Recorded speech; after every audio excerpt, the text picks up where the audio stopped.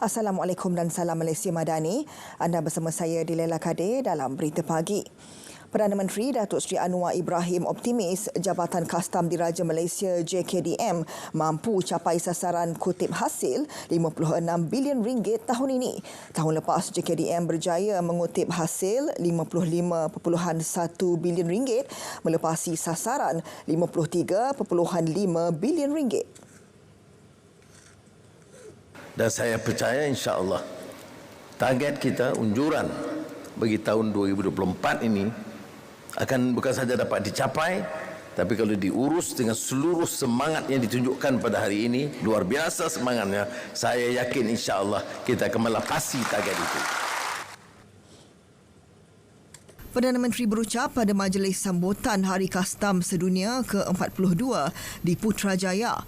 Bagi mencapai sasaran kutipan, beliau mahu kecekapan dipertingkat dan pastikan tiada ketirisan, boros serta membiarkan 1-2 kelompok kecil memindahkan kekayaan untuk diri dan keluarga mereka. Pada masa sama, Datuk Seri Anwar mengarahkan semua pasukan keselamatan negara berganding bahu membantras aktiviti penyeludupan yang mengakibatkan kerugian puluhan bilion ringgit.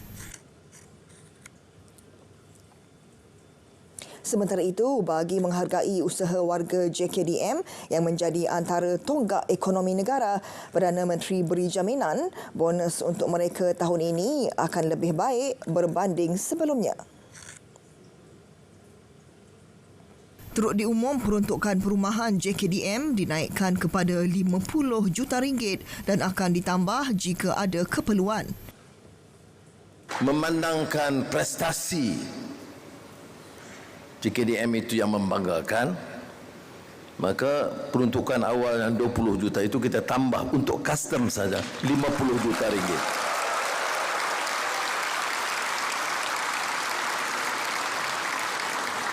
Ini selain daripada yang kita umumkan, supaya perumahan kita itu diperbaiki dan tidak sangat uzur dan daif.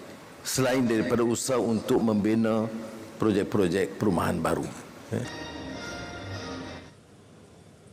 Yang di-Pertuan Agong Al-Sultan Abdullah Riayatuddin Al-Mustafa Billah Shah berkenan menerima menghadap Perdana Menteri untuk mesyuarat pra-kabinet di Istana Negara.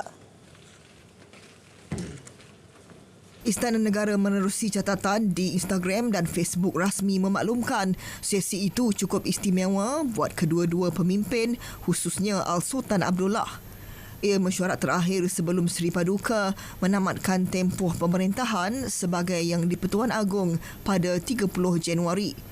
Sejak menaiki tahta sebagai Yang di-Pertuan Agong ke-16, baginda berkenan berangkat menghadiri mesyuarat pra-kabinet sebanyak 160 kali dengan 4 Perdana Menteri.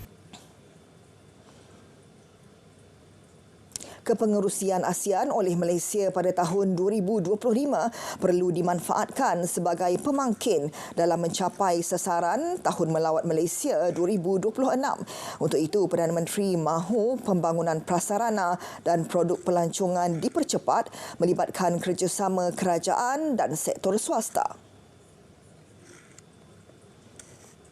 Datuk Seri Anwar menyatakannya selepas mempengerusikan mesyuarat Jawatankuasa Kabinet Pelancongan dan Kebudayaan di Putrajaya.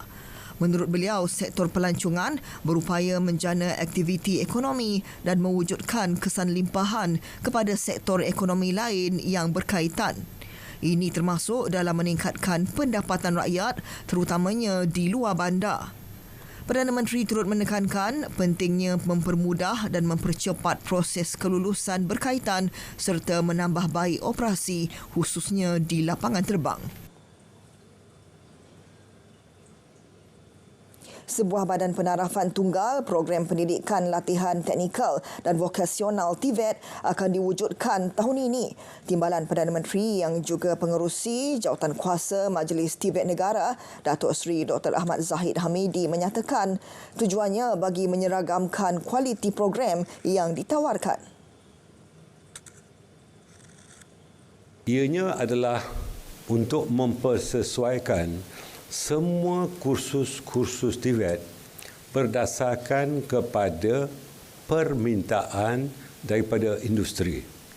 Berbeza dengan dahulu di mana silibus dalam TVET ini dilakukan berdasarkan apa yang boleh ditawarkan oleh institusi TVET. Jadi perubahan yang dilakukan, silibus ini berdasarkan kepada permintaan daripada pemain-pemain industri. Keputusan itu dibuat pada mesyuarat Majlis TVET di Putrajaya. Malaysia mengulangi desakan supaya gencatan senjata segera dilaksana di Gaza pada masa sama mengutuk perpindahan secara paksa rakyat Palestin oleh tentera penjajah Israel.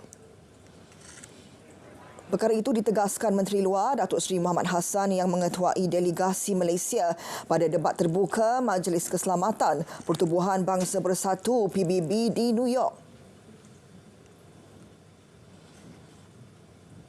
Tambah beliau, hak untuk hidup dengan aman dan selamat menjadi asas yang sangat penting dan perlu dihormati semua pihak.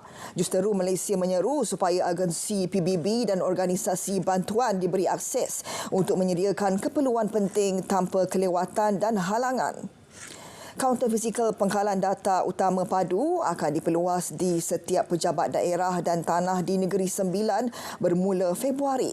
Selain itu, beberapa kaunter fizikal sedia ada dikekalkan bagi memudahkan masyarakat membuat pendaftaran. Menurut Pengarah Jabatan Perangkaan Malaysia Negeri Sembilan, Muhammad Sawal Syakimun, kaunter fizikal turut akan dibuka di beberapa kawasan hotspot seperti Pasar Raya Terpilih dan kaunter fizikal kekal di UTC Seremban. Kita mendapat sambutan yang amat menggalakkan daripada Ahli Dewan Undangan Negeri, di mana mereka kita setiap masa kita mendapat permintaan daripada ahli-ahli yang berhormat untuk menempatkan kaunter fizikal di kawasan masing-masing. Kita akan bermula pada bulan Februari. Ya. Kita akan buka di setiap pejabat daerah. Kita akan ada menempatkan kaunter fizikal di situlah. Selain daripada kaunter fizikal bergerak berdasarkan daripada permintaan daripada ahli-ahli yang berhormat adun kawasan dan termasuk MPKK sehingga ke peringkat MPKK lah. Beliau berkata demikian di Kompleks Penyiaran Tuanku Muhammad, Seremban. Dungun daerah terbaharu dilanda banjir gelombang keempat apabila 3 PPS dibuka lewat petang semalam. 3 PPS berkenaan adalah Sekolah Kebangsaan Kuala Abang, Balai Raya Surah Lapangan Terbang dan Balai Raya Jalan Teratai.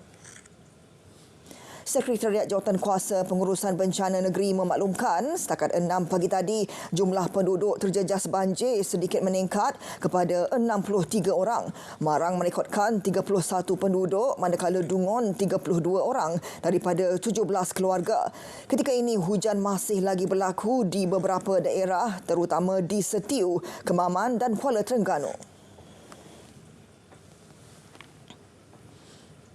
Bella Berita Pagi diteruskan dengan edisi Sabah. Dari sungai ke segara, Palestin pasti merdeka. Malaysia Madani tekad perpaduan penuhi harapan.